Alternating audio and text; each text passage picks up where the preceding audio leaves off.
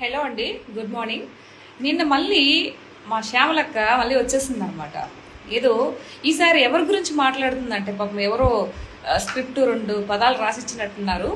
ఒక legendary hero గురించి and 3 times hat trick కొట్టినటువంటి హిందూపురంలో ఎమ్మెల్యేకి వచ్చినటువంటి బాలయ్య బాబు సార్ గురించి మాట్లాడుతుంది ఈవిడ.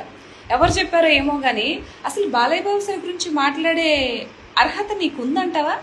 ఉందా అసలు? ఏమి చేయకపోతే 3 సార్లు ఎందుకు గెలిపించుకుంటారు?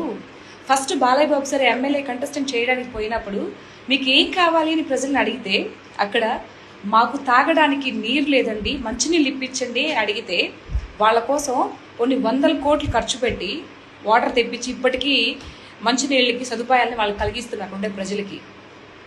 అక్కడ అంత అభిమానం బాలయ్య బాబు సార్ మీద ఉంది కాబట్టే ఈరోజు ఆయన్ని 3 సార్లు గెలిపించుకున్నారు అక్కడ ప్రజలు. ఏం తెలుసు నీకు? ఏది నోటుకు ఏదొస్తే అది మాట్లాడేస్తావా? ముందు వెనక చూసుకోవా?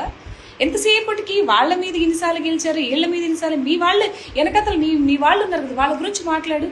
ఏమో నగరిలో రోజెక్కుంది కదా, ఆవిడ ఏం పెద్ద ఇరగదీసి కట్టలు కట్టినట్టు మరి ఓడిపోయింది ఎందుకు? మీ జగనన్న వై నాట్ 175 అన్నాడు కదా, మరి ఎందుకు 11 సీట్లకి పరిమితం చేశారు? నువ్వు ఇవన్నీ తెలుసుకోకుండా ఇట్లా మంచిగా పనులు చేసుకుంటూ ప్రజల దృష్టిలో ఉండి ప్రజల గురించి ఆలోచిస్తూ ఉన్నటువంటి ఒక లెజెండరీ హీరో గురించి, ఒక ఎమ్మెల్యే గురించి నువ్వు ఇలా మాట్లాడితే అస్సలు చాలా చీప్గా అనిపిస్తున్నావు శ్యామల. ఇలా మాట్లాడుకు, ఇలా చచ్చుపుచ్చు వంకాయలు అస్సలు మాట్లాడుకు.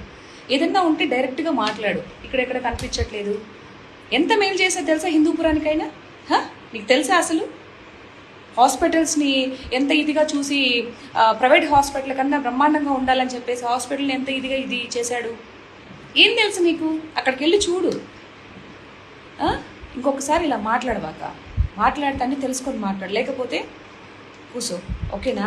ఎవరు 4 మాటలు స్క్రిప్ట్ ఇచ్చారు కదా అని ఇష్టం వచ్చినట్టు మాట్లాడబాక. సరే, ముందు మీ వెనకుండే వాళ్ళని, మీ యొక్క ఎవరైతే మీ పార్టీ నాయకులు ఏమాత్రం చేశారా, ఏం చేశారా ముందు అది చూసుకో. అరే మన పార్టీ నాయకులు ఏమి ఓడవి కట్టలు కట్టింది ఏమీ లేదు, ఇప్పుడు వాళ్ళని అలా ఎలా అనగలుగుతాం అనేది ఒక చిన్న కామన్ సెన్స్, చిన్న పాయింట్ ఒకటి ఆలోచించి మాట్లాడితే బాగుంటుందని నాకు అనిపిస్తుంది. సో నువ్వు కూడా తెలుసుకొని సాగు. లేకపోతే ఇక ఇట్లా మాట్లాడావంటే అది అందుకు దట్టు బాలయ్య బాబు సార్ గురించి మాట్లాడావంటే మామూలుగా ఉండదు, దిబిడే నీకు. కాబట్టి సో కొంచెం పెద్దవాళ్ళ గురించి మాట్లాడేటప్పుడు వాళ్ళు దగ్గర పెట్టుకొని మాట్లాడమని నా యొక్క విన్నపం, అండ్ మా ఆంధ్రప్రదేశ్ హిందూపురం ప్రజల యొక్క విన్నపం కూడా. ఓకేనా? అర్థమైంది అనుకుంటాను. సరే శ్యామలక్క, బాయ్.